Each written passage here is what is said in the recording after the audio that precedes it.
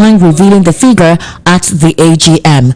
I want us to actually listen to Mekia addressing the press when most of these questions were being asked, concerning his thoughts on some certain things and considering the legitimacy of President Bola Ahmed Tinubu.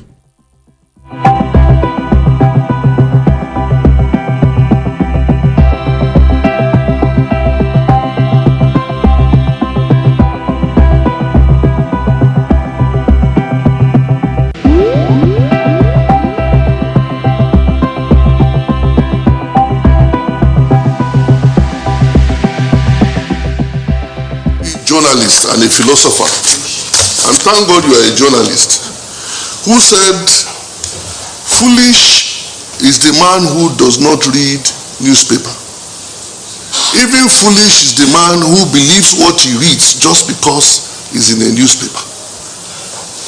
So if you fast forward and bring it to this time, you can call it foolish is the man who does not read what is in the social media.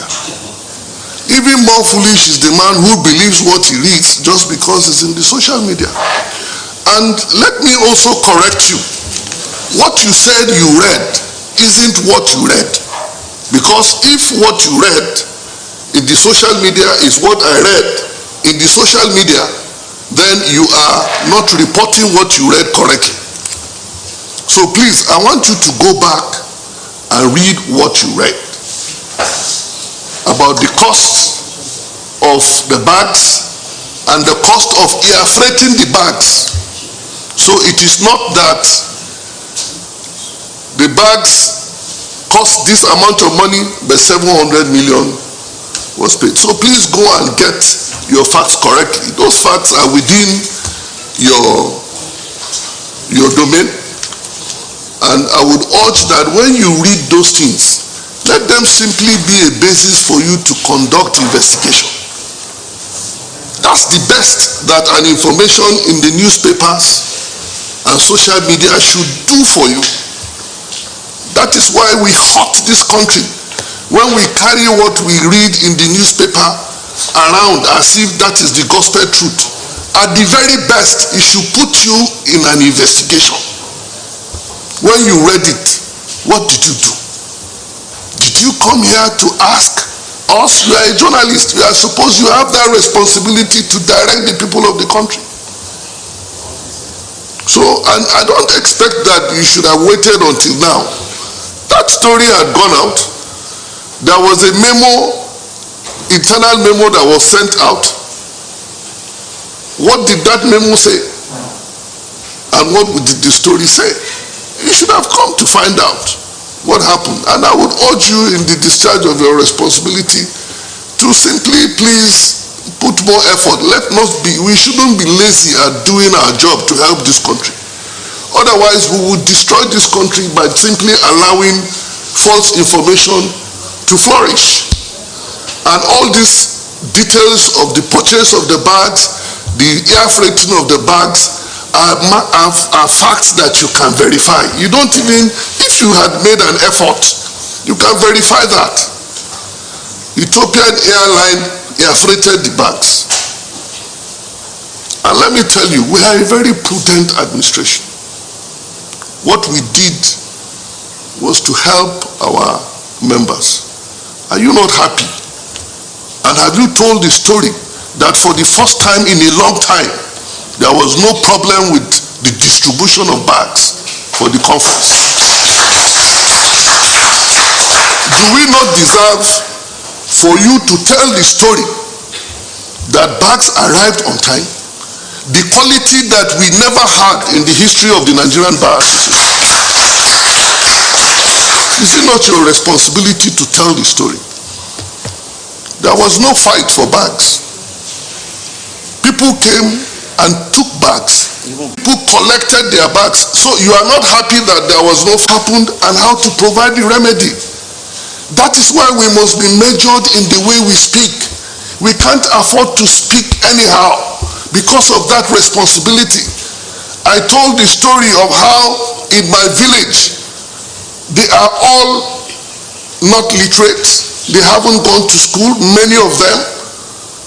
And a woman, because she had me being called barrister, She gave birth to a child and named him Barrister.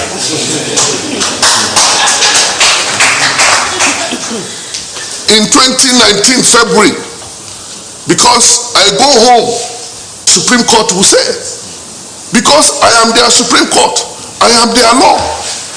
So, but the constitution that we must observe, and it is not a question of choice, privilege that God has given to us to boost that stabilization fund to such that with collaboration with banks, it becomes like the guarantee for members of the Nigerian Bar Association to go and get 1 million, 2 million without having to give any collateral. How has the NBA become a silent talisman? Initially, the NBA used to be an organization or an institution that the president used to be afraid of, that the executive used to be afraid of. I recall the days when Festus Keyamo was on the other end, opposite to President Bola Ahmed Tinubu now. He questioned every move of President Bola Ahmed Tinubu. He said a lot of things about his person, against his personality, and as at then, he always stood by what the Nigerian Bar Association upheld. And it's quite unfortunate that we're seeing something different. I have lawyers right here in the studio that will be addressing this. First of all, though, there is a particular individual that is asserting to the fact that President Bola Ahmed Tinubu indeed graduated from Chicago State University, and his name is Farouk Ekberogi. Why are we talking about this? You recall that for the past 2 weeks, President Bola Ahmed Tinubu's certification, especially the institution at Chicago, has been a point of discourse. It was a mental jigsaw. Today you hear that the university's clerk made an error. Later you hear the president say, oh, indeed it was a school. Sometimes the school would say, oh, we are no longer going to release his records. It's a breach of privacy. A couple of back and forth. It took the presidential candidate of the People's Democratic Party to write to the school to ask that his record be made public, and that was what created the conversation across several sectors of the Nigerian polity, to the extent that this university locked up its X account, its LinkedIn account, its Facebook account, because a lot of Nigerians went there barraging, asking questions and wondering if some monies had been paid.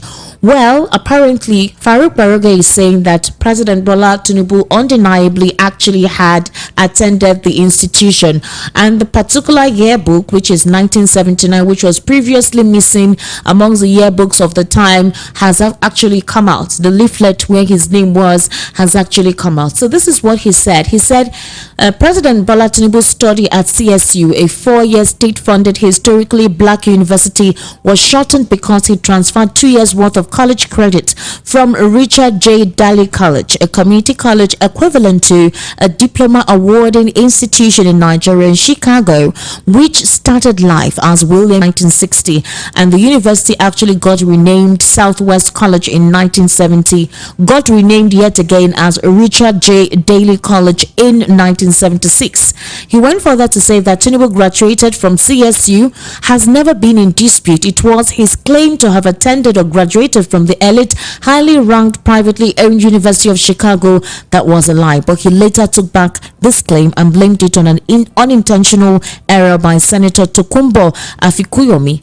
Now, in June 2022, when fresh, widely shared and obviously politically inspired doubts were raised about the authenticity of Tinubu's graduation from CSU, he said he took advantage of being a professor there in the US and reached out to friends and colleagues at the school to help verify this information about President Bola Ahmed Tinubu indeed attending that particular institution. But the question that actually bogs the mind of a lot of Nigerians was, if indeed he attended this institution, then why was it something that seemed to be hidden? In fact, there was a statement that was made to the institution not to release his records because the Nigerian bloggers were intending to use it to tarnish his image. These were questions that Nigerians were asking. Why are you not making the certificate available? Why can't we have access to it? He is the president. everything about him should be in the public sphere because he is indeed serving the people. And that was what generated this conversation. And the reason why I'm talking about it is that the NBA president actually made a statement by saying that President Bola Ahmed Tinubu is the authenticated president of the Federal Republic of Nigeria because the cases is still at the Election Petition Tribunal in dispute. But until then, he is the authentic winner of February 25 election. And then a lot of Nigerians are asking, should the NBA be making that assertion now? Has the NBA been bought? Have they been bribed? Have they dined and now are not being truthful or transparent? These are the questions that were being asked. And I actually have Barrister Evans Ufeli right here with me in the studio. Good evening. Yes, good evening. Barrister Evans Ufeli actually attended the NBA conference, is going to give us first-hand information of the conversations that was had and how the issues there were discussed and sorted out. I also have Barrister Joe Nwokedi. Barrister Joe Nwokedi, good evening and welcome to the Political Spotlight. It's my pleasure. Viewers, I greet all of you. Yes, you know Barrister Joe Nwokedi always attends, actually is part of the Political Spotlight here every Sunday evening. We get to trash out most of these issues in national polity. And of course, Mr. Elvis Elimehele, who is a political analyst, a social affairs commentator. Mr. Elvis is also a journalist. Good evening, Mr. Elvis, and welcome to the Political Spotlight. Good evening, Esther. And good evening, listeners. Thank you so much. Thank you, gentlemen. I know it rained today, but thank you for taking your time to be part of the conversation this evening. Barrister Evans Ufeli, I'm going to start off with you.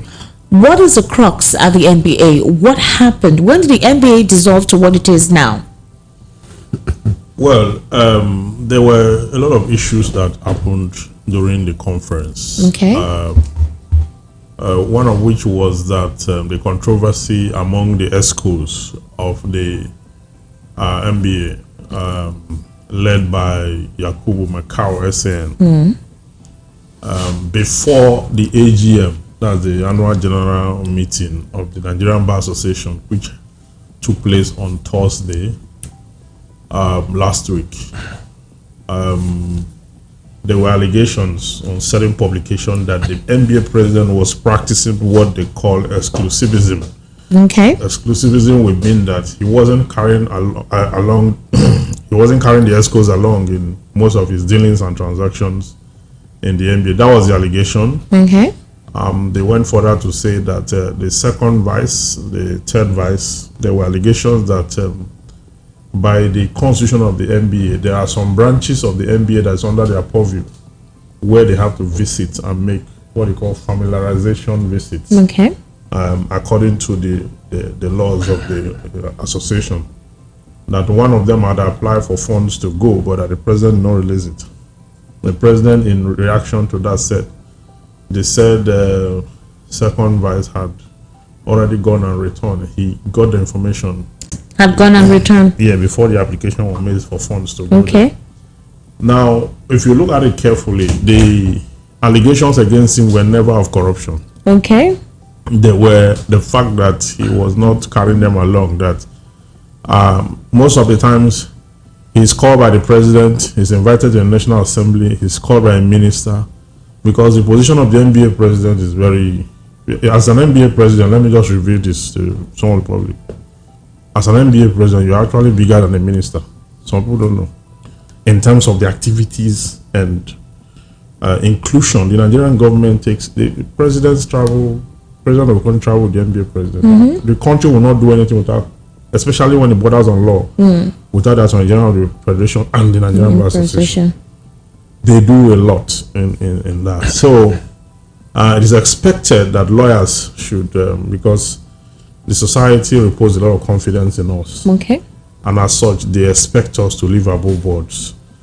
Why that is not a bad thing, the NBA find itself in a closed door, a position where there were allegations and counter allegations. Okay. Now, the NBA president responded, and his response was that the current ESCO wanted him to deplete and fritter away the processing fee contributed by lawyers in Nigeria, and that he's not going to give a leeway to that effect.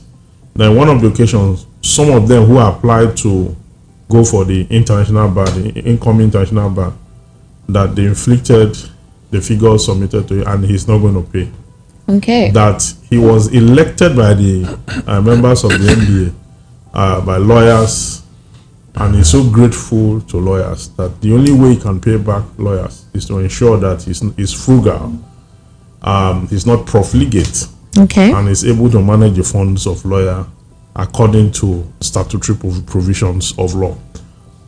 He made that statement. He made statement of the fact that he was using his money to pilot some of the affairs of the NBA. All right. And the rest of it. Now, if you look at it carefully, you find out that the truth is that the NBA president, no matter the controversy within the stratosphere, it is his duty to lead the bar and leave it stronger than he met it. Okay. That's his responsibility. Now, if you have used your money to pilot the affairs of the NBA and you have done a lot, according to you, even though we didn't see receipt to that effect, that is fine. But it is not right to create an atmosphere of sentimentalism or playing to the gallery. Playing to the gallery, I mean that those members whom you accuse of planning to fritter the funds okay. of the NBA, right or wrongly, is neither here nor there. Because the truth is that the prices of airfare tickets, hotels, and all that are in public domain. So if they bring over-bloated or inflated expenses, it's for you to cross-check and shrink it to what is possible within the context of the activity, and then ensure that the treasurer gets a copy of each of the check you signed, so that she can, because it was embarrassing when she was called to, the treasurer was called to endorse her signature on the expense, some of the expenses, and she declined in public that she cannot do that because she's not privy to most of the transaction. Okay. I do not want to lay blame on the NBA president or the ESCO or the allegations or the counter allegations. At the end of the day, it is the duty of the NBA president to make the NBA work and leave it a stronger bar than he met it. It is not, you see, leadership, everything rises and falls on leadership, and on easy lies the head that wears the crown. If you are under pressure to do what is wrong, make sure that you have accountability. Okay. You do things based on what is possible, and that is what I found missing. Akpata, the former NBA president, had this same issue. There's this Joyce that was in the ESCO that held Akpata to the jugular. Akpata could not breathe, literally. But you know, immediately after the NBA conference, Akpata was able to bring everybody together. Had an indoor meeting, resolve the issue with Joyce, such that they are best of friends today. There's a way to go about issues. It's not enough to tell the public that they want me to finish your money, they want me to do it. At the end of the day, when you get into the house, it's like a man that comes to the public to accuse the wife of war or whatever. When night falls, you are going to go back to that house. You have not solved the problem by telling the public, or I'm not saying it's not right to tell the public, it's okay, we are all stakeholders. But much more than telling the public of what is going on internally. Now we know the problem. Go back home as the head of the home and then resolve the problem. That's what makes you a leader, and that's what I think he should do. All right. I want to play something because some of your members were so expressive at the NBA. They were especially at Bielsa and Port Harcourt. They were talking about the oil-rich states and the state of poverty and penury that indigents in the oil-rich state are currently experiencing. I think they had to address it. I want us to take a listen to that. Then, Barrister Joe, you will definitely help me explain some certain things that is going on within the judicial system and the basic conversations that was had at the NBA conference, because it got a lot of Nigerians worried when they saw how the vituperation went. So let's take a listen to this. Oil bunkering and the rest, the government is very, very active. But we don't see them, we don't see corresponding activeness on the issue of illegal mining that is happening in Zamfara and other places, depriving Nigeria of the needed revenue for development. When we come to fora like this, that issue is not raised. What is really happening in Nigeria? Thank you.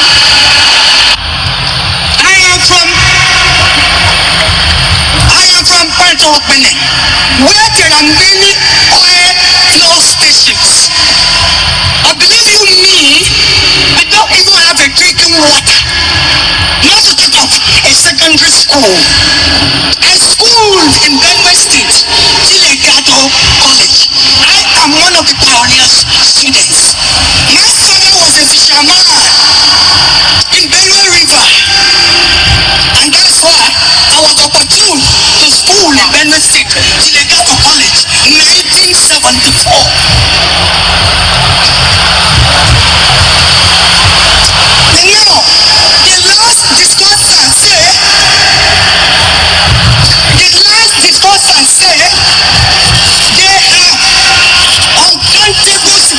Agencies in the rural area to check country. Good enough. What a jolly fellow you are. Good enough. That is good. You are going all our boys.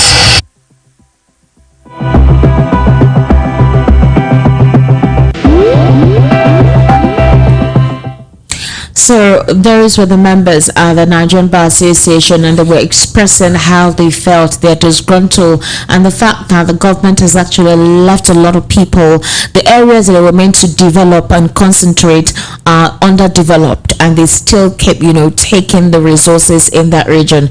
Barrister Ijeoma Egwuatu, I want to hear from you. It is a very, very pathetic situation. But the problem I have, I'm so sorry to say this, with the oil-rich states in Nigeria, is that in most cases, I was actually a child. I've actually kept on hearing that they've been like the developing oil-rich states in Nigeria, and they've never had water to drink. They've never have places to take care of agricultural products and other things. But I also have seen so many attempts made by governments in creating some agencies like NNDC, like PEPT, so many things have actually, so many foundations and so many things have actually been established. And most of them have been either headed by people from the area or money have actually been earmarked and given to people from the area. I also ask myself, what are they doing with the money? And they also have state governments, and I know that they receive revenue in excess of what other states, other non-oil producing states receive. To the extent that some states were receiving 4 billion in revenue, whereas Delta State were receiving 16 billion. Akwebon were receiving almost 19 billion. Some states were receiving 4 billion. And look at their land mass and population, we're wondering what is going on. Because I used to wonder, how can some states be receiving 4 billion and they are good? They're okay. They're doing well. And some states are receiving 16 billion. And then they are having issues. So they ask me, who is to be blamed? I'm sorry I'm serving this way. Because sometimes when you keep on blaming a system, sometimes you have to look at yourself, conduct an introspection.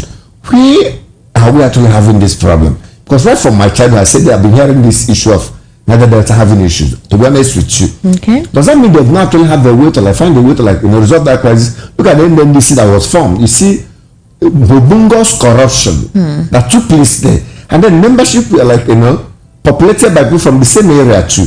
There's no time they begin to even ask their governors questions, because even the excess, there was one that Wike actually said there was money that I think Buhari released to oil producing state. It was only River State that was able to account what they use that money to do. Other states in that region made away with the money, and they have this a kind of a system that they have all these mini militants and laws that when monies are given to them, they hijack the money, share the money individually without engaging in collective development and collective sources. Why not trying to holistically exonerate the state government from the whole occurrence? We also ask myself, all the billions that, especially money they receive as allocation revenue, do you know states in Niger Delta receive more money than Lagos? As at the time Lagos was receiving 9 billion, some states in Niger Delta they're receiving 16 billion. 13 billion. So to buttress your point, you're insisting that we begin to channel our grievances at different places. One of the major problems we have in Nigeria, that every activism targets federal government. We don't usually ask our state government questions. We don't usually ask our local government chairman questions. We don't usually ask agencies. Rather, we will go to all those agencies to go and collect money for bribe, collect money that we are not going to return, collect money, enrich ourselves personally, individually, and go back to federal government and begin to blame them again. So at this current kind of system in Nigeria now, or the generation that we are in, people will begin to spread their nets. As regards people, they will begin to ask for accountability. And government also should do more. But I'm saying that since time of Obasanjo, I heard about that. Yaradua meant all these things, came up with that. Jonathan, that was president for 6 years from Nadaleta Bayelsa, we still had issue of that. Then up to Buhari and even this Tinubu. So now, is there no way they have fashioned a workable kind of strategy that will enable that issue to be resolved? Because how can you look at the one I was just saying, she's schooled in Benue. Benue is not oil producing states. And you have your secondary school there. But even if you have oil spillage or pillage or whatever, they have engaged all these multinationals. And some of them are giving them something. Like Shell, like Chevron, and some of them in the host communities, they still give something. I have seen cases that put to them because they couldn't give enough. But they get something. So it will be a matter of more accountability and more responsibility for those that they give this money to. And also come up with something that will enable them to find a way to implement policies that will totally curb and cure the menace of poverty in their area. So at the end of the day, this issue will not be like a recurring phenomenon over the years. Because we have had somebody from Niger Delta that was the president of Nigeria for 6 good years. So does it mean that at the time he was president for 6 years, he was not able to do something for his own people, or did the money enter into the wrong hands? Like Ababio that was made the Senate president had bogus corruption issue. We meant he was made the chairman of the minister or whatever, NNBC. Even the other, what's that her name? What's that that lady there? What's that was making noise on social media? Onochie was also made her own. She was engrossed in so many controversies again with corruption. And she's from Delta State, also another oil producing area. So must we always, we should begin to look at all these things critically and with a kind of detribalized or disabused mind. So I was able to get to know where the actual problem lies. All right, I want to ask you this, please. It's quite important. So I want to ask you, for example, the situation at the tribunal. There is still the tribunal having to tell us, based on all the evidences tendered by the opposition, those who are challenging the victory of President Bola Ahmed Tinubu, if indeed he won the elections. Now, the NBA has made a statement, and that they said it was wrong for the president to be referred to as an illegal president, since no court has set aside his declaration by INEC. The body of lawyers at the NBA submitted that as of today there is only one president and commander-in-chief of the armed forces in the person of President Bola Tinubu. It was Yakubu Mekel who made the assertion at a public presentation of the communique which was issued at the 63rd Annual General Conference, and he made this statement while he was fielding questions from journalists and dismissing insinuations by some lawyers that Tinubu remains an illegal and unconditional president by virtue of the election petitions challenging his legitimacy. Now, based on the law, would you say the statement Mekel made is right? There are a couple of lawyers right here who have had conversations who have referred to President Bola Ahmed Tinubu as a placeholder because the judges at the election petition tribunal are yet to decide who indeed won the February 25 elections. From the purview of law, the statement is made is 100% okay. Okay. There's no sentimental attachment to that. For now, Tinubu is seen as a joint president. On the contrary, is proved. Okay. Whatever he does at this point is seen as valid, because there is no other person known as Nigerian president. Even though there are so many challenges, there are so many illegalities, there are so many things, but no court of competent jurisdiction, no court of law has come up to say that look at what the position is, that these things are null and void, of no effect, or it didn't meet the basic constitutional requirements. They might be there, but for fact they will not have any pronouncement in that effect from any court of law. He is the president. But such a statement is not supposed to come from the mouth of NBA president. Are you sure? Yes. Mr. Hold on. I want to ask you, are you sure? You made a statement that statement is not meant to come from the NBA president. Are you of that same purview? Yeah, he was being asked question by the journalists, right? Okay. So I believe he spoke for himself. I don't think it was an NBA agreement resolution. Okay. I think he spoke as a citizen of the country. So you're saying that he did not respond as a lawyer, but he responded as an individual on his perception. No, not like he did not respond like a lawyer. I mean, it's clear now that there's a presumption of regularity in every election. Okay. How be it that you've had controversy and now they're in court. That presumption subsists until it is overturned by evidence. Okay, but for now, he's the president. He's saying it in his own capacity. And I do not think that statement is supposed to come from a particular person, whether NBA president or whoever president. It is what it is for now until the issues of law are resolved and the options of appeal are completely extinguished. Okay. That is when we will now know whether or not the court the court will take a decision on it. All right. Whatever anybody says now is just a personal. Okay. So, Barrister Joe Mokedi, apparently, it seems to be in the same purview. Yes, what I'm just saying is that NBA ought to be a very, very neutral and independent body. It's not like a body to be seen, going to bed with person of the president. Okay. It's a body that when, they sneeze, the president catches cold. So the NBA president will have not allowed Kala, Sabakoba, even governor of those states, Akeredolu, when they were presidents, they have a courage. They stand with what will not make you to know where they are, just like the person of Femi Falana. You can't say Falana is here or Falana is there. Falana created an atmosphere that will make Falana to be anywhere. If he speaks his mind, he might be with you today, he might be against you tomorrow. He speaks what the law is, he speaks what his mind is. Okay. NBA president is not supposed to be a person that will be predicted. It's not to be a person that the president of a nation will be comfortable with. Especially in Africa, because you know what African presidents can do. Right. They want to mop up, model, to humiliate, embarrass, manipulate, and seize every individual, every organization, subdue them, suppress them. And that's how they build up anarchy, build up patriotism in governance, build up all kinds of things that they do. So the person of the president is supposed to assume that position of checks and balances, within that organization. In such a way, he will create an atmosphere that make him to still say something against the president tomorrow.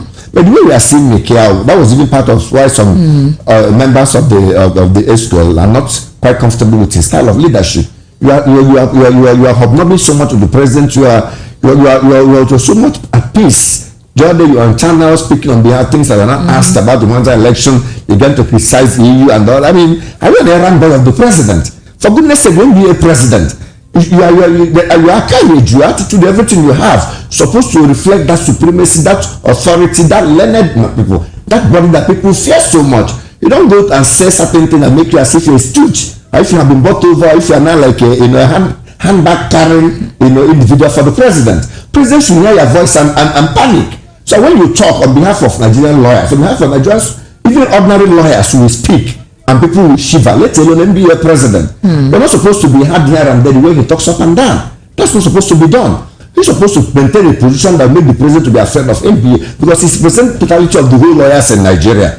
Just like what he said during the time of DSS arrest with issue with Nigerian correctional services under MFL. He said both of them were like engaged in scuffle and this. People are very, very angry. Why can't you condemn what DSS did? He's been too diplomatic. He's been too calm. He's been to feel good. Well, he wants to feel good to everybody. And that's not the percentage we are looking at next election. We want the NBA president that will rule. And we're not saying you should confront the president or embarrass the president or fight the president. Let that be a word that make you to assume that position of neutrality. Okay. So when we talk, the public will say, because people also repose trust and confidence in NBA. When there is national issue, they want to know what the NBA will come up to say. So for him to now, NBA that's like almost the hotbed of the president, is now going to bed. The current NBA leadership is now in the same bed, no longer the hotbed of the president, but now in the bed with the president. And allegations they raise, concerning not carrying people along. We have also been in leadership positions. You can't just, there are certain things that are done through the principles and procedures that establish that organization, the guidelines, the rules. Okay. If somebody wants to inflate a country, like my learned friend here, rightly said. You can't begin to tell the public they want to inflate their contract, they want to inflate their air tickets. Your duty as a president is to vet those things. Because of that, you don't want to approve what they ought to do within the law, because you want to save money. Yes, lawyers spend money for their annual dues. Those monies are to be used to do the work for NBA. So whatever that falls within the provisions of job to be done by the ESCO, whether the face, whether the treasurer, whether the secretary, whether the president, you have to approve that money for them to do it. All right. You don't say you're using your personal money to run the NBA. What kind of plane to the gallery is that? We didn't elect you to use their money. We elected you to use our own money and use our money judiciously. Thank you, Barrister. Mr. Elvis Elimela, this question is for you. The reason why we're having this conversation is that you recall over 3 weeks, all eyes on the judiciary rancor across the lips, across social media, any bar, anywhere you visited, everyone was talking about it, especially when the advertising regulatory body said that that particular advert should be brought down, that it breached public peace and it could incite violence. When that happened, this NBA conference was meant to look at exactly how has it become that the Nigerians no longer trust the judiciary, or whatever statement, judgment, conclusion that comes from the judiciary, they no longer trust it.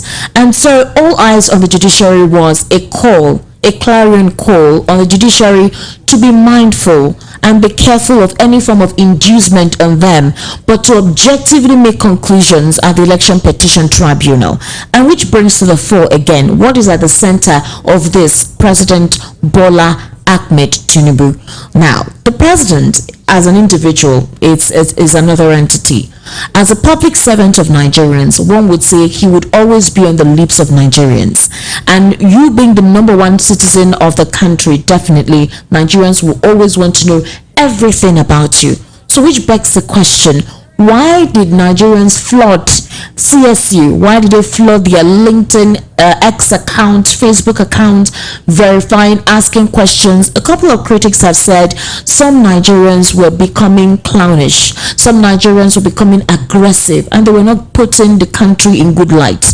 Meanwhile, a particular union, tried to characterize President Bola Ahmed Tinubu's 100 days in office, and this is the Eastern Union. They gave the scorecard 0. They said 0 performance. So this is what the group said.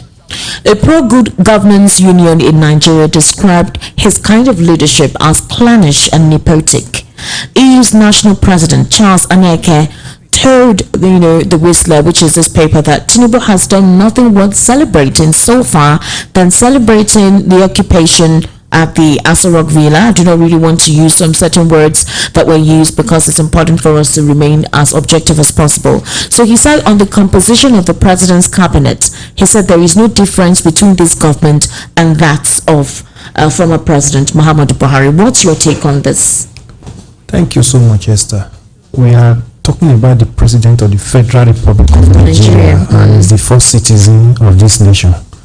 Having been given that right to become the first citizen of this nation, whether he came through the back door or he came through the excellent door or whatever, for now he is the president of this nation. And for Nigerians that want to know their president and know him in total, they have not made any mistake. Okay. I am here in this studio. You only mentioned my name to the public. By the time, and many of them don't even know me, but tomorrow if I want to become president of Nigeria, or I want to even become the governor of my state, it is left for my state or Nigerians to know who this Mr. Elvis is. They are not wrong. You are coming to rule over these people. They must know where you are coming from. They must know what you have done before you got to that position that you now said you want to become president. They must know whether you have some baggages you are carrying that needed to be trashed out. So sometimes when Nigerians are saying we want to know our president, Nigerians are not wrong, because you have offered yourself to become a public figure. The day you left your bedroom and say you want to be in the bedroom of Nigerians, Nigerians must know your performance both in the bedroom and outside the bedroom. You need to analyze their president aspirants, even when they are still aspirants. You know they do a lot of debates. You know, they have already even they are already starting in America now debates. They want to know, even to the extent the number of wives. Why did you divorce? What led to it? Did you have children? How are your children faring? We are aware that some of your children are drug addicts and all. They do all these things because they want to have the confidence on the person they have as president. So I don't think there's anything wrong in that at all. Then coming to the performance of the president for these 100 days in office.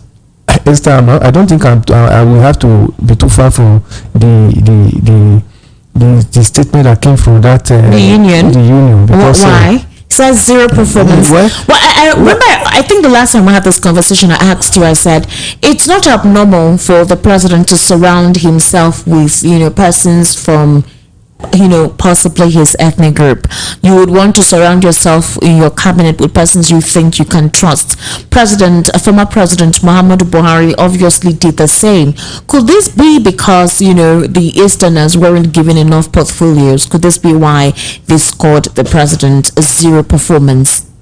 Esther, let us not even bring in ethnicity into this matter. Because that's what basically the group is alleging. They're saying that his administration, they described it as clannish and nepotic. And then we asked the presidential spokesperson, Ajuri made reference to comments like this. He said he would refute comments like that the president's appointments and portfolios were based on evidences that these individuals would deliver based on portfolio experiences, and regardless of whatever ethnic group they come from, that should not be the crux. What should be the crux is if these individuals can deliver. So do you think, based on the combination or the composition rather of his cabinet, that this is coming from a stance of lesser representation, than the prevalent ethnic group that composes his cabinet? Well, as far as ethnic group is concerned, we try to see some kind of balance, even though the Southeast is not actually measuring, the balance is not actually favoring the Southeast as expected.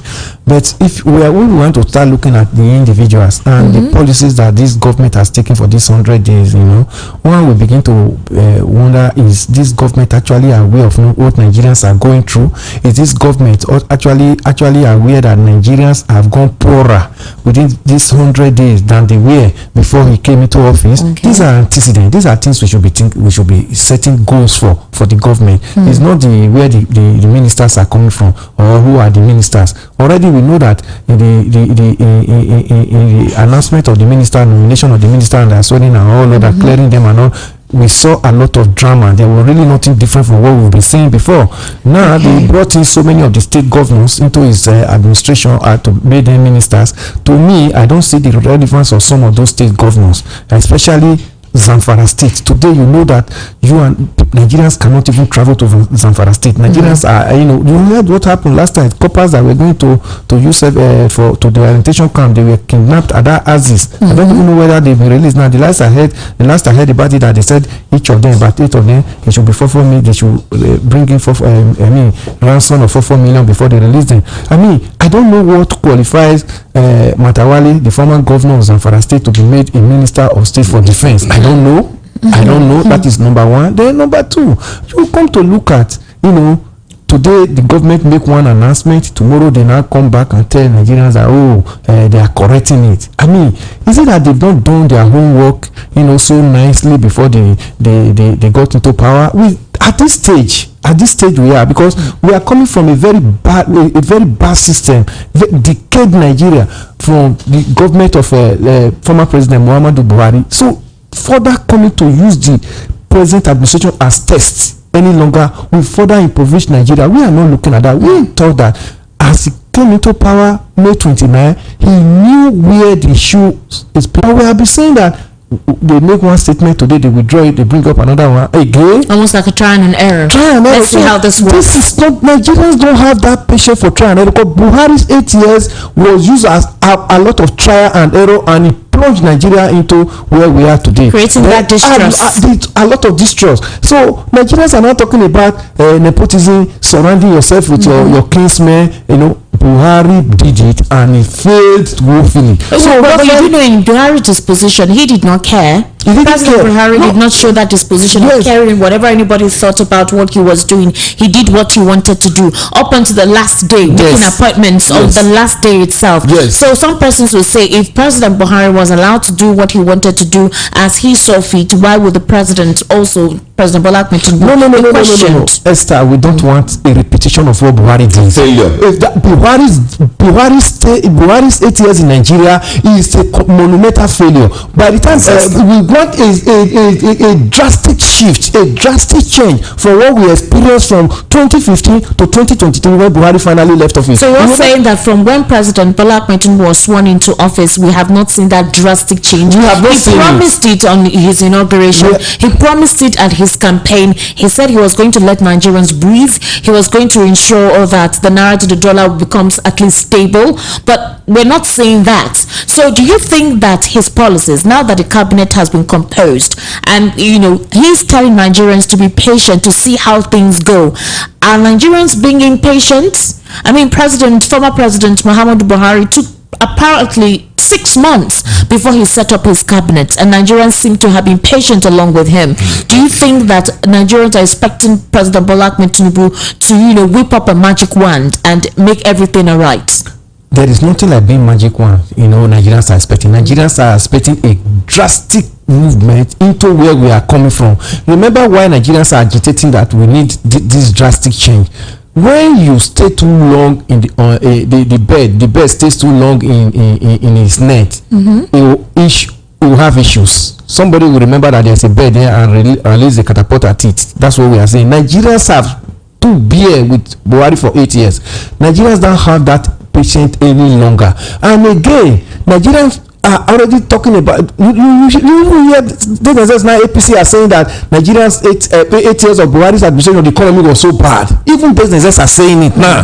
This is not another political party. They are no longer talking about PDP 16 years now. They are talking about 8 years of Buhari's administration was so bad. At least I've heard from my former state governor and Adams Oshomele. He has said it to the public that Nigeria's economy from Buhari's administration was bad. So what are they now doing to ameliorate it? Do you think Nigerians still have that patience to stay the same way they stayed with Buhari and at the end of the day nothing came out of it? We don't have any patience again. That's why you are saying that there is a kind of pressure mounting on President Bola Ahmed Tinubu that we don't want to go back to where we are coming from, or we don't even want to remain on that same track that we've been for 8 years. We want a paradigm shift. We want to see Nigeria moving. We want to see Nigeria working. We want to see that Nigeria will not begin to see one policy release today. Tomorrow you are withdrawing it and coming to trying to sugarcoat it, and because you have some spokesmen who are good at using different sentences to qualify some certain issues. That's not what we want to see things happening. I was reading a piece in one of the Nigerian national newspapers yesterday, Daily Guardian newspaper. I was saying Nigerians are talking about school is resuming tomorrow. Some states, Lagos is resuming tomorrow. Then some other states are resuming next week. Nigerian parents are saying that some of their children may not be able to go back to school. This is a result of some of the policies that we have seen within these 100 days. If Buhari's administration, held us so badly, we're so tight-fisted down. Then we wanted at least a release from this government so that things can move. We saw increase in petroleum prices now. Nigerians can no longer go to work. As expected, we saw naira and dollar. Is it working? The floating of naira and dollar, is it working? 900 and something naira to a dollar. Is it working? Then we are saying so many of these things. If school resumes tomorrow, Nigerian parents, children are at home. Do you know what that means? 20 million Nigerian children are already on the street, not going to school. Additional are going to be added to it. Is that what Nigerians are looking for? So when Nigerians are talking about that we don't want to start experiencing the norms that we had in Buhari's regime, we need a drastic change. Nigerians are not impatient. It is the right of Nigerians. Barrister Evans, because this next question, we have a lot to talk about, and we also need to hear from our listeners. You can actually watch us on YouTube at Voice of the People 90.3 FM. Just go to your YouTube search bar, tab VOP 90.3 FM, and virtually be part of the conversation. You can actually actually send us your WhatsApp message on 0700 903 9039. 0700 903 9039. Begin to send in your WhatsApp messages. We'll definitely open the phone lines very soon. Barrister Evans, while President Bola Ahmed Tinubu was given the chair, as you know, he became the chair of ECOWAS, the first responsibility that came on his table was the junta takeover in Niger. Yes. It wasn't up to a month while they're still trying to decide what to do, how to set up a formation to either, return democracy in Niger. We saw what transpired in Gabon. Now, Gabon has become the 8th African country to come under military rule in the 21st century, and some of the army officers announced the taking over of power on Wednesday morning. The development followed the announcement of the outcome of Saturday's election, where President Ali Bongo was announced the winner of the poll for the third term. Bongo's family has been ruling the country for 53 years. He took over from his father after he spent 40 years ruling the country. I want us to take a listen to the military junta while they took over power, and then giving the reason why they actually made the announcement. And of course, I will also play to you where Ali Bongo was asking that, people should make noise that he doesn't know what is happening out there. Gouvernance irresponsable. After noting an irresponsible, unpredictable governance which results in a continuous deterioration of social cohesion that risks leading the country to chaos, today, the 30th of August 2023, in the name of the Gabonese people, we, the Committee of the Transition and the Restoration of Institutions, have decided to defend the peace, putting an end to the regime in place. To this end, the general elections of August 26, 2023, as well as the results, are cancelled. The borders of the country are closed until further notice. All the institutions of the Republic are dissolved. The government, the Senate, the National Assembly, the Constitutional Court. We call on the population for calm and serenity, and we affirm our attachment to the respect of Gabon's commitments to the international community. So that was the military junta taking over power. Now, you recall that the elections in Gabon were quite disputed. Election materials did not arrive in major polling units on time. Barrister Evans, that's one. There was also an internet blackout. They didn't have access to the internet. The Gabon, electoral body said that they did not want any international inducement, in fact, they basically just said they were avoiding any risk of anybody making any statement that could jeopardize the elections, are what they used. Also, the opposition, where the opposition, had their own polling unit set up, elections in some of those areas did not take place. It took almost about 48 hours before the election results were announced, and then when it was announced, it happened way early in the morning. And so Nigerians, when they heard about what transpired in Gabon, the first thing they did was, it was precisely how elections took place here. The president was announced as a president early in the morning. A couple of persons made reference to the Bible quote where they said, when God will come as a thief in the night. This was the reference. But the question now is the responsibility this has on the African Union. The ECOWAS chair, who is President Bola Ahmed Tinubu's responsibility now with having to cope with the military junta, although Gabon is Central Africa. But look at what is going on in the Sahel, and it all has to do with the type of governance that they run. Now, critics have come in to say that the West may have a strong influence with what is currently going on. How do you think what is currently happening in some of these countries close to Nigeria would affect our democracy? Well, I have listened to a lot of persons who said there's a Western influence in this whole thing, and I choose to say that if there is a Western influence, I don't think it's the immediate cause. That might be the remote cause, because if you look at military takeover in the African space, starting from Togo, where it started from, for the first time in Africa, down to Gabon, where we have the recent takeover, which is not actually under the purview of ECOWAS, because it's not West Africa. You will now see that if you look at the speech of the military before taking over, it has to do with civilian rascality, civilian inability to manage a system to deliver the dividend of democracy to the people.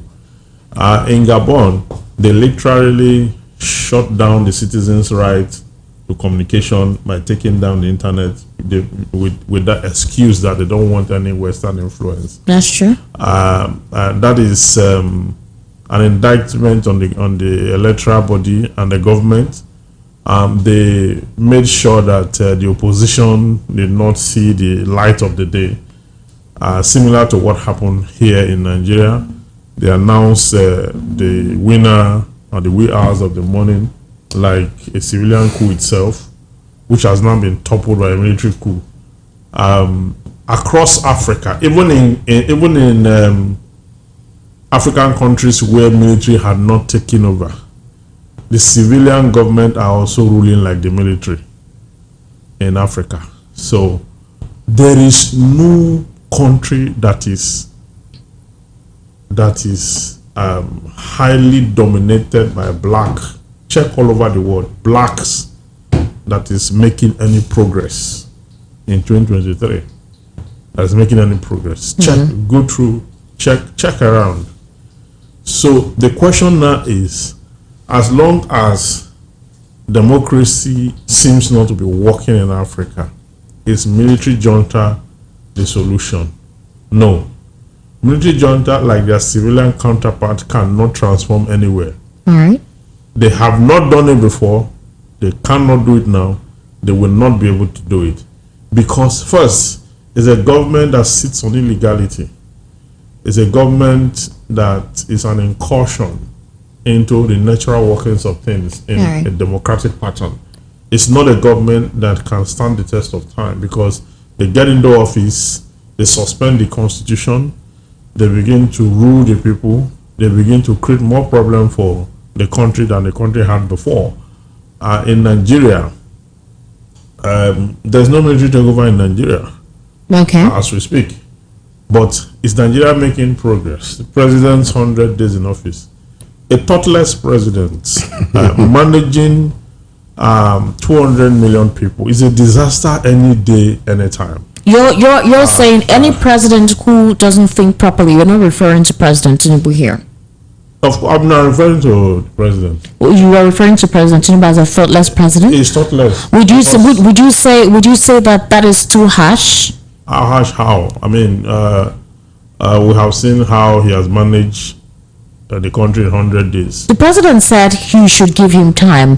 The president said he has set up palliatives. The president said he has an economic strategic team that has policies to drive Nigeria in the right direction. The president said he understands the pains of the people. The president brought in monies and palliatives to cushion the effect of subsidy removal.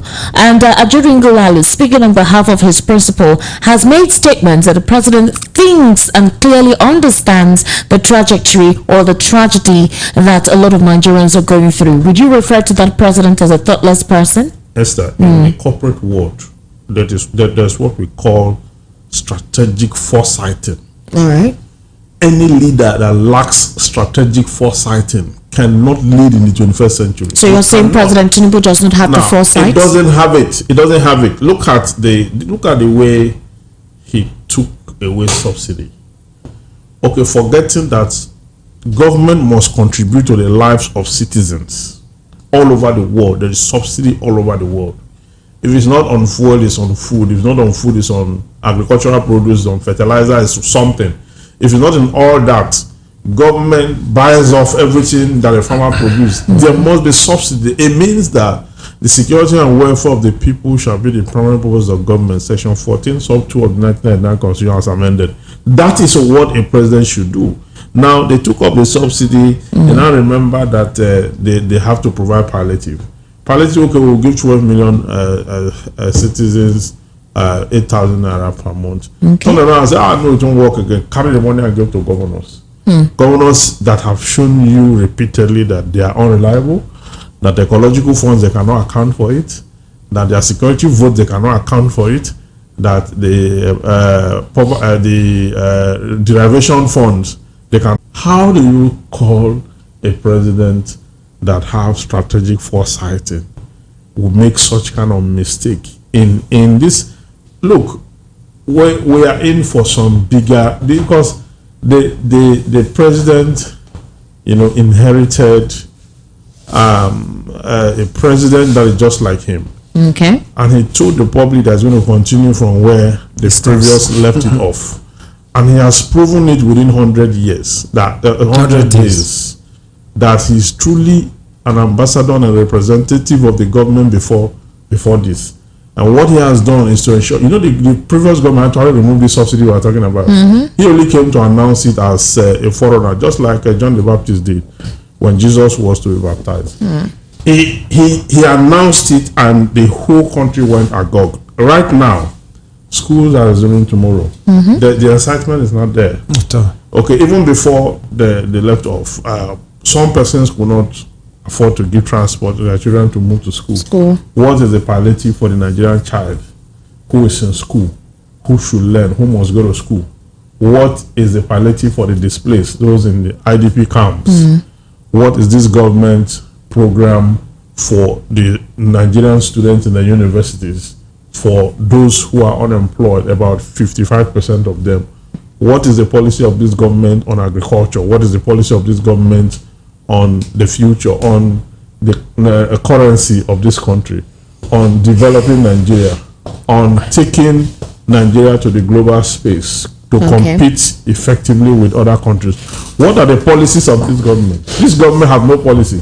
All they do is just to come around and tell you palliative. From palliative they jump to floating in naira. From floating in naira they jump to, they're just talking anyhow. No plan, no structure, no thinking, thoughtlessness. All right. Thank you, Barrister Evans. I want to play where the deposed president of Gabon was actually asking people to rally around and make noise. I want to take listen to that. I'm Ali Bongo Ondimba, president of Gabon, and I'm to send a message to all the friends that we have all over the world, to tell them to make noise, for the people here have arrested me and my family. My son is somewhere, my wife is in another place, and I'm at the residence right now. I'm at the residence and nothing is happening. I don't know what's going on. So I'm calling you to make noise, really. I'm thanking you. We're obviously making noise here. We're actually talking about it. Maybe it was under duress, because I'm sure one of the military guys, apparently it's actually quite funny because it brought up a lot of conspiracy theories. The person who took over the military junta, that's the leader of the military junta in Gabon, is a cousin of Ali Bongo. It's actually quite funny how. And this particular cousin himself is so rich, has a lot of property, has a lot of money in the United States of America. And this brings us to another question. When this situation transpired in Gabon, a couple of African nations, that have actually been there, where their leaders have been in charge for so long, began to reshuffle their cabinet. We had the Rwandan president doing the same thing, even the one in Senegal, to retiring a lot of his military generals and putting his cabinet together. So Nigerians were talking about the fact that rather than these people having to work on their system of governance, reshuffle their governance, what they're trying to do is seeing what they can use to protect themselves. Now, apparently, about 2 days ago, something deadly actually took place in Congo, where about 40 persons died, dozens were injured, because the protesters from a religious sect gathered in the Congolese city of Goma. And the communications ministry said violence related to planned protests led to 43 deaths and 56 injured, raising the preliminary death toll of 7 announced by the army on Wednesday. Now, the army announced that it was 7 persons that died. Fortunately, or rather unfortunately for them, videos of how the shootings took place came up. First of all, the protesters were talking to the army members while they were there, actually trying to explain themselves. And the next thing, we saw gunshots. We saw 2 trucks carrying dead bodies, full of dead bodies, young boys, basically young men.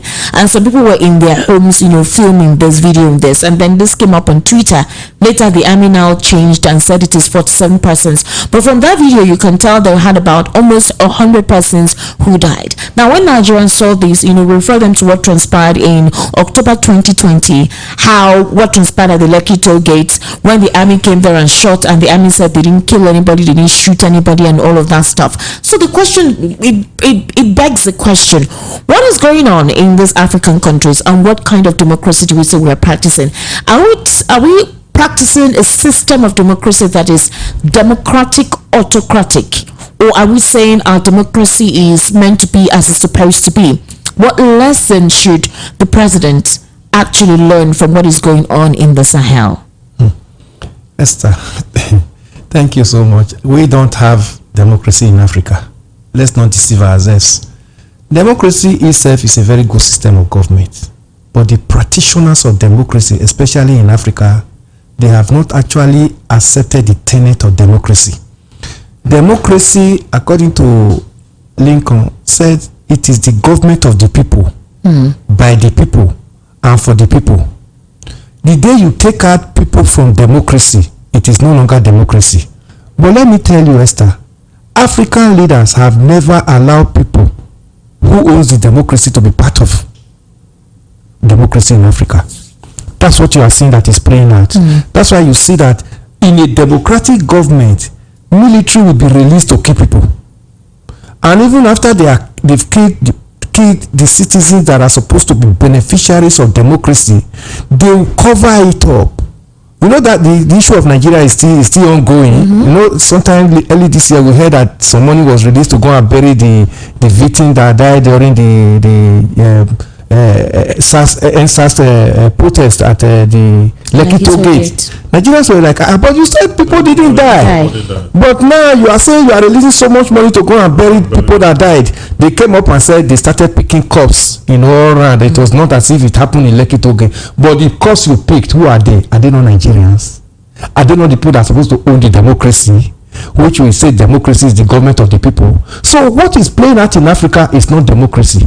It is just that African leaders are so selfish. They've so hijacked democracy to favor themselves, to enrich themselves. That's what is happening. Imagine, you just made mention of some countries that have quickly reshuffled their military status because they knew too well that they are not doing the bidding of the people, and the people may revolt. We are not talking about military regime. We are not talking that Africa, we should not go back to the era of military regime. But we are talking about give the people that you are governing the welfare that they so deserved. So that when the military is even trying to make up some allegation to truncate the power, people will say no, the people will resist it.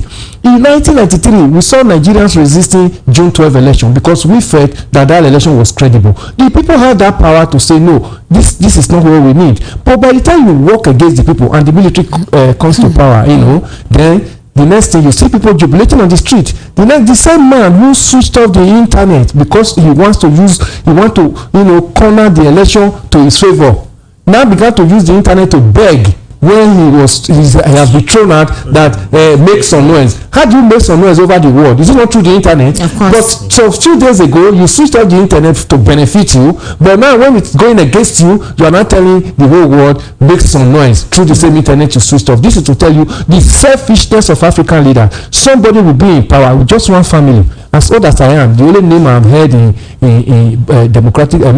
Congo, Gabon, is the Ali Bongo's family. For 56 years, from father to son. Is he a monarchy? Even his son is already part of his cabinet. Remember, this Ali Bongo that was removed has one time become defense minister to his father, and he has also become external relations minister. But even the transitional government now that has been taken over by General Bryce Olugui, who is also a cousin.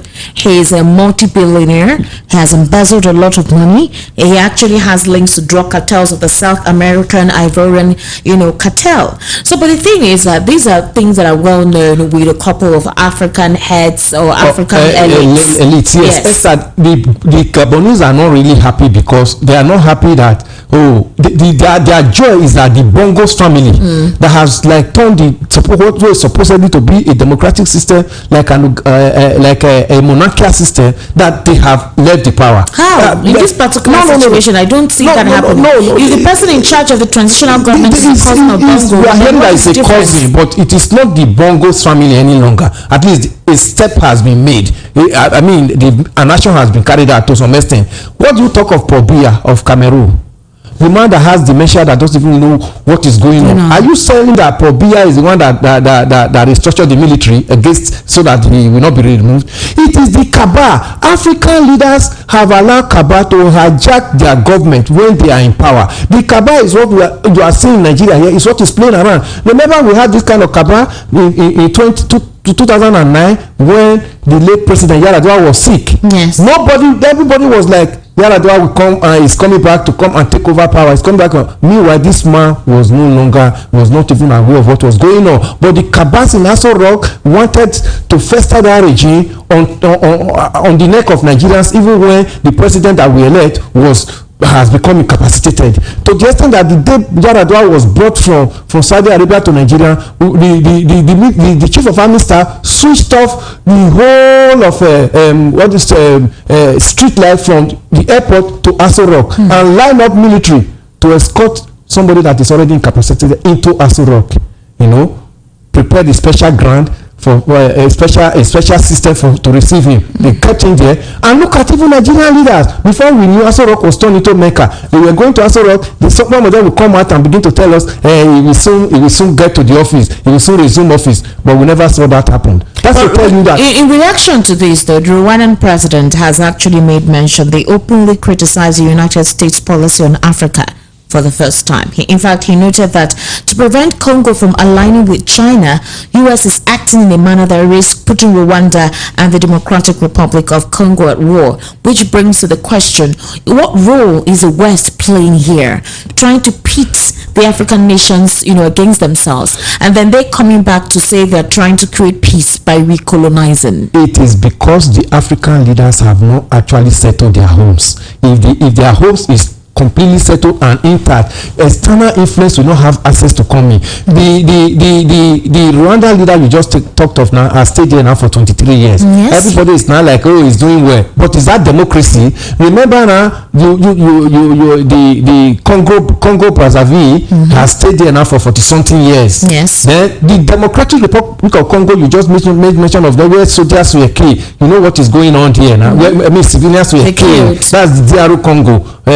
Kinshasa. You know what is going on there? That people who now begin to manipulate the constitution when they have finished serving their tenure, they now manipulate the constitution to enrich their state, to further stay in office. Is an aberration to democracy. That's not the tenet of democracy. We are seeing it now in Cote d'Ivoire. Do you know that Congo is one of the richest African nations in terms of crude oil? Yes. Yet one of the poorest African nations. So where is the money going? Where is the money going? Every mineral you think of in this world is in DRC Congo. But that DRC is one of the poorest nations in the world, because the few individuals who are benefiting from this have remained in power and begin to siphon it to enrich their family. Alastair Ouattara of Cote d'Ivoire was talking here in Nigeria that day, the last meeting they had in Nigeria. He was criticizing what happened in Niger. Even when now, I think he will have more criticism now when Gabon has joined. Remember now, he has finished serving his tenure, and now he has manipulated the constitution for him to stay further. Is that democracy? Instead of you to do the right thing, so that when the people knows that at least they are benefiting from you and you are following the tenets of the constitution, which is the ground law, you are shifting goalposts. What was happening in Senegal was almost the same thing. Macky Sall was trying to manipulate the constitution to him to stay further. The citizens said, no, this cannot happen. They went to the street and some people were killed, and at the end of the day, the opposition leader who was actually against him now, the man is in prison. They came up with a Trump charge and said he raped. And even when the rape was discharged, they said yes, the action influenced the youth badly and he's in the prison so that he will not contest the election. But my question here is, Esther, is that ECOWAS or African Union are seeing all these things happening? Why don't you come up with a summit where you begin to talk to yourself? In fact, what happened 2 days ago in Congo, the question arose, where is the African Union? Where is African Union in all this manipulation? They have kept quiet. Yes. They haven't said anything. People were killed as leeches and they said nothing. The ones sitting tight. They are sitting tight. But they are the ones sitting tight in the respective African countries. Instead of them to come out and speak the truth to themselves, that what is causing the problem in Africa, it is because of our selfishness and our stingy nature of leading our people that is leading to all this. They are not speaking the truth to themselves. Foreign influence thing. A lot of people. There is nothing like foreign influence. They allow it to fester.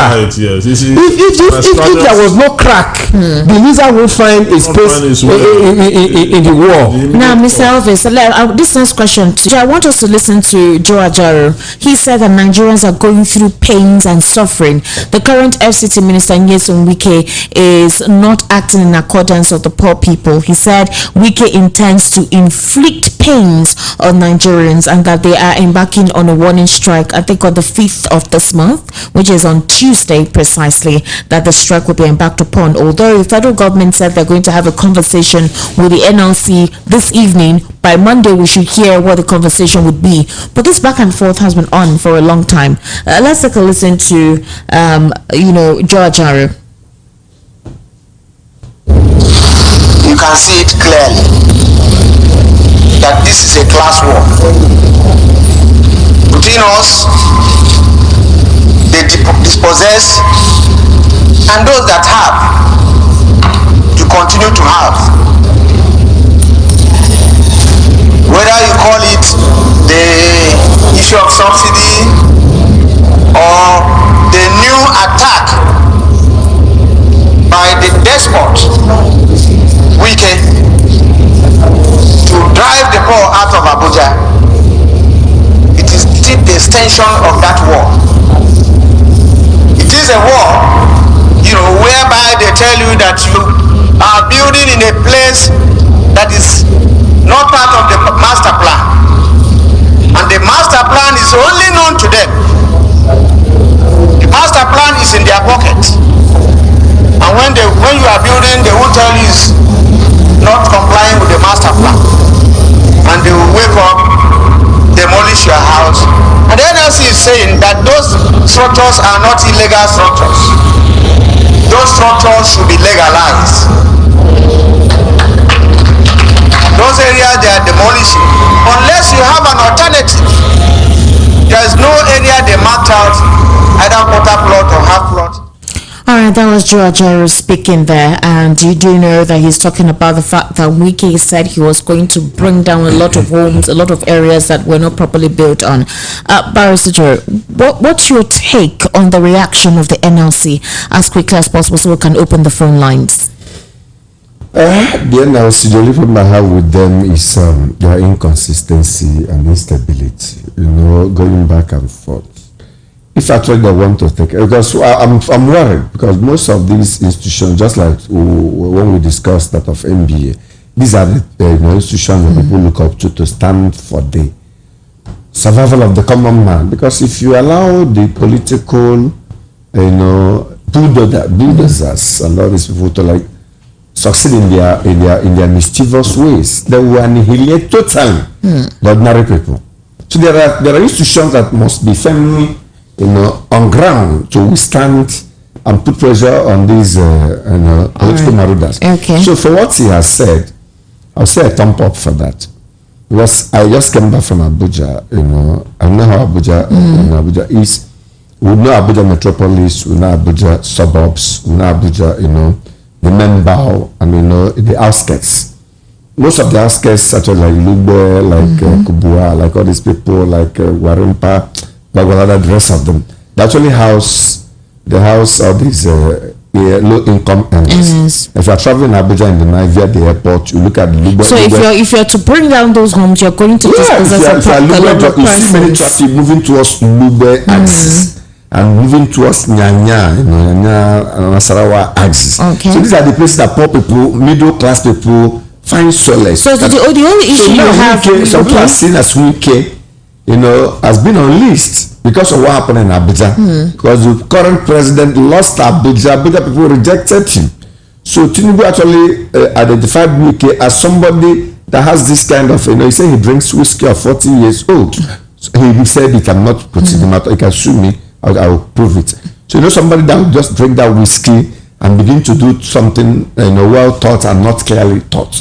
So for me, I believe he wants to punish Abuja people for giving this political problem that he's having at the tribunal after getting 25%. What will Wike's major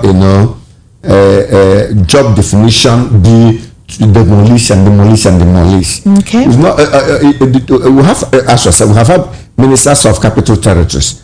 Are we not telling us that people in their own tenure, people built without master plans, people bought properties without doing verifications, without doing searches and all that? Then those areas that people built, were they mapped out for residencies? For residential, are they residential areas, or are they for commercial areas, or are they for some other things? So there are questions that will be asked and answered. So you can't just begin to say you are going to demolish, and you're a new minister. You are worried about this government. In a way, I've actually been in leadership at my own little level. When you assume office, you don't begin to boast of what you will do. You have to take time to study what is on ground. Has Wike ever seen clearly the master plan of Abuja? Has he looked at the areas that might be violations? Has he looked at the approvals given to all those? Maybe his office is not even in the master plan. Yeah, that actually, the master plans of the states. Have you looked at documents that actually people followed before they bought lands there? The survey plans, the approvals, the gazette, the consents, and other things. These are the things you have to even look at. By the time you looked at, I know Nigerians we have, I don't know, I'm so sorry, we have so I don't know how I cannot say the stupid leaders, because you have not even studied. I'm a lawyer. I have a little bit of real estate, one or two things I've done. You can't just come and say you are going to destroy all the so and so places in Lagos. Have you called the Surveyor General of Abuja? Just my point. I need to call out the phone line 0700 903 903 903 0700 903 903 903. That's the number for you to call. 0700 903 903 903. The WhatsApp number is 0700 903 9039. Hello, good evening. Good evening. Hello, how are you? Name and location, please. Good evening. This is Ijeoma from Missouri. All right, go ahead. Kindly turn down the audio of your radio. Turn down the audio of your radio. All right. So go ahead. Are you hearing me right now? Yes, go ahead. You talk about the politics. I don't want to hear about that politics again. The politics every year. Because when that man, that case, talk about the politics, which people the politics bridge? Okay. It's very, very bad. Okay. It's very the world government so bad. Okay. From Buhari to this man. People are suffering. Without the politics. The politics is even for all of our family, nobody hear about that politics. The issue in judiciary, are you getting my point? I can hear you. Go ahead. If judiciary do bad, Nigeria will happen for Nigeria, will happen for this Nigeria. I'm telling you. It will not happen in Jesus' name. We reject it. Because if it happens, we cannot be having this kind of conversation we are having here. So let us be mindful of the statements that we make. The program is not meant to incite anything. Good. I know. Are you listening to me? Yes, I'm listening to you, yes. You put Jesus' name, that's why you keep on about that one. Let me tell you. For example, I take few people, they all call this girl Mary, call other people. I take people to call this man one day for the all right. Or with us, our connection 0700 903 903 903. That's the number to call. 0700 903 903 903. Hello. Good evening. Hello. Good evening. Evening. Name and location, please. Name and location, please. Okay, Okoli from Bagada. All right, Okoli. Please, you have a minute. Go ahead. Yeah, I have listened to your people. Trying to compare also between the past, the immediate past president's handling of our destiny and the current president. Actually, I think that what happened during Buhari's regime was that he had a different approach to to the presidency, there was no hands-on approach. It was as if he deliberately wanted to lead the country to ruin itself and implode in all sectors. Well, there's a difference between him and what President Tinubu has struggled to do. The only thing again is that there are so many inconsistencies. So there is so much. Yes, business policy and public policy for people that pass through the four walls of the university. Those are very serious issues. It's a business policy at the level of the business organization. It's a very serious thing. And for you to be able to pronounce policies in the area of business, data must be gathered first of all, taken up, and then management will look at it, and then start thinking of policies, the directions, and so on. But to talk of public policy, just like in when the president of U.S. at the time said that by 1969 America will be in space. Then shortly after that, you go again to say that America will not be in space. Once that policy pronouncement is made with enough data, enough basis, enough premises, then it is late for the people that we direct it. But not that you just get up and say something, and then before you know it, you change it again. That's what leads to asset volatilities also in business.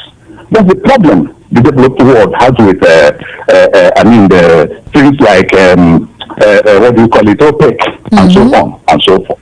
Today the price of oil will be this, tomorrow it will be that. Then it makes planning impossible. And I think we are in this way. We cannot afford to deal with this.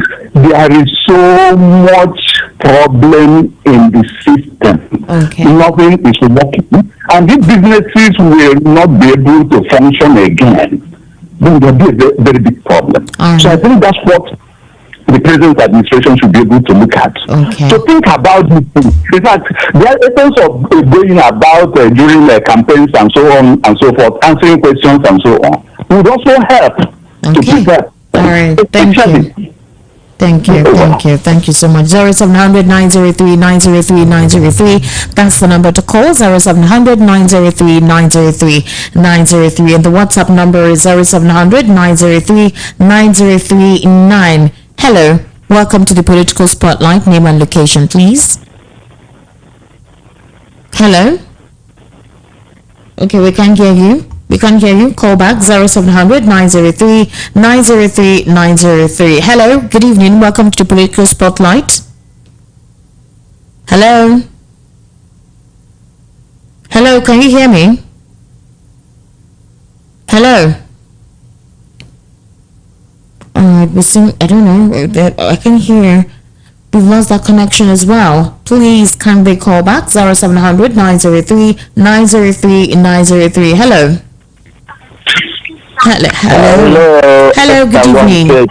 How are you? Good evening, Esther Chuku. Thank you very much. Name and location, good evening. Chigabe calling from Ijeoma. Greetings to the guests in the studio. Good evening. Good evening. I don't know who did this to Africa. I don't just know. Come on. I don't know what the problem of that is. No wonder those people in white skin that are amongst us in Africa are not seeing themselves as an African because of the things the so-called African blacks are doing. Everyone to become an emperor. They are found. Imagine Alidondo asking, please make some noise. He has never seen anything yet, sir. By saying, please make some noise. You want to make noise? Make which noise? Me should make noise, or Gabon should make noise. You better continue to stay that house arrest. Let's see. I'm coming over to us here. I don't just know what to say because everything about so-called Africa, no wonder why the Western world are seeing us as calling us different names that even Trump come and call us Chico. All of this is because of the way we are taking power and thinking as if it's our, in short, this so-called African president. I think they have to revisit the system of their law. Anyone that serves and goes out must be accountable of what he has done. Not that they get immunity that them above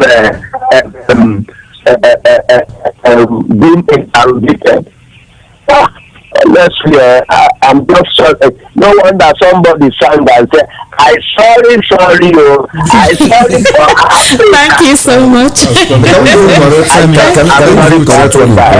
what's the impression?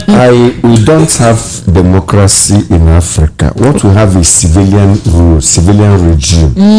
So somebody on YouTube said Africa is practicing autocracy. So we are practicing civilian regime and not democracy. Because when you talk of democracy, you cannot see any tenet or principles or features of democracy in what we do. So we actually, somebody told me, I said, look, we are not practicing democracy in Africa. We should not mistake because they are like, civilians, they are democratic, leaders. No. What we have in Africa for now. Just want to copy what we cannot practice. Is civilian leaders. Even in Nigeria here, we don't have democratic president. Okay. What we have is a civilian president. All right, let me read out some comments on YouTube. Asamaka Bright said, a country where the labor of the heroes past are all in vain. White Lion said, the governor of the Niger Delta state are evil. We should ask Okowa what he did with the money for former president gave that Wike built flyover with. I know. Okay, so White Lion also said EFCC needs to start working because EFCC is the bigger problem. Naji government said, why did the school remove the 1997 students before inserting the picture of President Tinubu? Tinubu was not originally there. Okay, this was referring to the conversation we had about Tinubu's picture on the yearbook. He said it wasn't originally there, that it was based on the barrage of questions and all of that, that it feels like it was inserted. Don't know. Well, he answered the question without holding back that what if you'd asked to speak to 25% by the constitution that Tinubu has not obtained in Abuja, will he have answered? He's referring to the NBA president who affirmed that President Bola Ahmed Tinubu is the authentic president of the country for now, until the judiciary makes their reference. Okay, so that's basically what we have on YouTube. We need to be rounding off the program now, but let me take about two more calls. 0700 903 903 903 0700 903 903 903. Hello. Yeah, good evening, madam. Evening. How are you? Please, you have a minute. Go ahead. I'm the call from you. Emeka. Hello? Okay, go ahead. Yes, good evening. All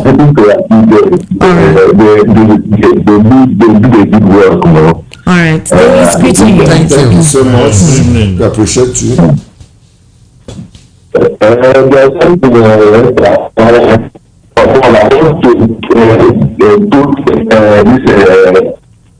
want to do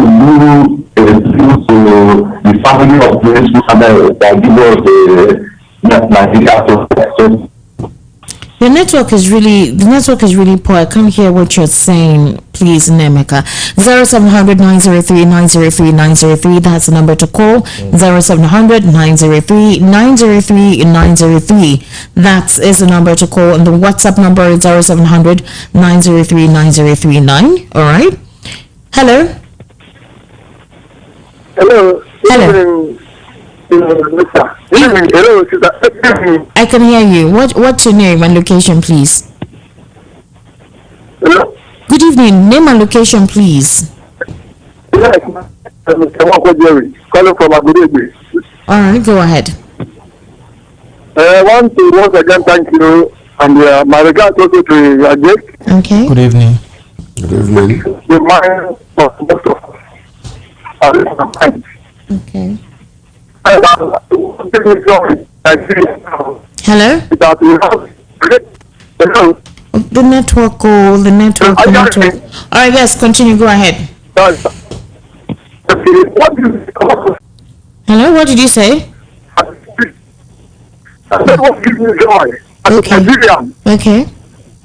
is that most of the sessions, are speaking the minds of many Nigerians. Okay. Especially now, and it's balancing. You see, this present government is a continuation of the past government. Okay. Our president, Tinubu, have said it, that it is one who brought this Buhari, and is going to protect from that place. Okay. From where he talked. 1. 2. Remember when he brought his ministers, it was at the time of the deadline. Remember very well. Look at the crop of ministers he has brought up. That shows clearly that our leaders, that problem, Africa has This connection is really poor. I'm really just trying to make out what he's saying, but I think basically he's just talking about the fact that this administration is obviously emulating what the previous administration is all about. Let me read out some messages and then we'll round up. Good evening, Esther and your guest. My opinion is that we are not practicing democracy in Nigeria, especially this APC government since 2015 till now. Court said Nnamdi Kanu, but the federal government disobeyed. So if you look at the Emefiele issue, do you see the drama that happened that day? For me, there is nothing like democracy. You didn't tell us what your name is. Ima from First Stack. Good evening. Every Lagosian knows that the way the Lagos State cabal diverted state funds by converting individual and state properties and taxation, this system has just been taken to the federal level, and Wike is the only one who the new government has pushed forward to achieve, saying this is the same strategy that has made Lagos a glorified largest economy with a large uneducated youth and no pipe-borne water. The plan is to corner the economy to a new set of individuals, and they need time to achieve it. That's from Ima from First Stack. The president of Nigeria is a person whom his identity is shrouded with secrecy. Look at him telling Chicago University not to release his information. Since this so-called democracy started in Nigeria, which benefits has this democracy brought to the Nigerian economy? Substandard roads, construction, poor electricity supply, politicians enriching themselves with public funds. The people of Nigeria do not have a choice again, and that is the reason somebody will mistakenly say that the same military who gave Nigeria this one-sided constitution, the politicians are using to perpetrate their corrupt activities. All right, that's all the messages that we can take for now. Barrister Evans Ufeli, what's your final take? Yeah, my final take is that Nigerians should get ready because they have elected for themselves a government that has come to continue from where the previous thoughtlessness started from. It's not going to get better. I'm very sure of that. There's no planning. Why are you so sure of that? You're prophesying doom. Indices are there. There's no strategic foresighting. I'm not trying to be a prophet of doom. I'm telling you what's going to happen. Very soon they will increase the price of electricity and the rest of it. Nigerians will have to go and look for how to get themselves, to feed themselves and all that. There's no government input in the welfare of the citizens. There's no social support system.